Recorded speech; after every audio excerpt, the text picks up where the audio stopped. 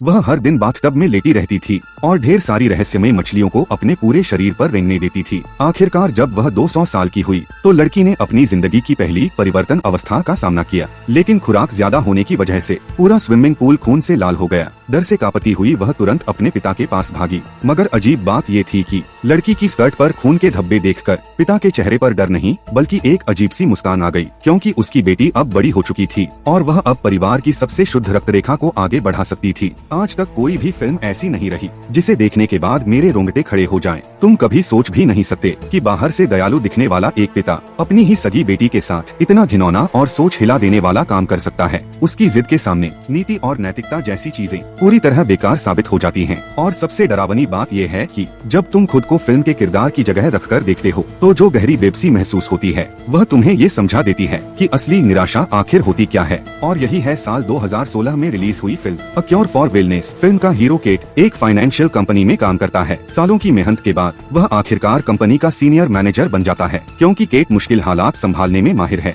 इसलिए पद संभालते ही कंपनी के बड़े अधिकारियों ने उसे एक खास मिशन सौंप दिया। दरअसल कंपनी हाल ही में एक बड़े अधिग्रहण के जरिए न्यूयॉर्क की सबसे बड़ी फाइनेंशियल कंपनी बनना चाहती है, लेकिन ठीक इसी अहम समय पर कंपनी का प्रेसिडेंट अचानक स्विट्जरलैंड की एक रहस्यमयी रिहैब और ट्रीटमेंट सेंटर चला जाता है।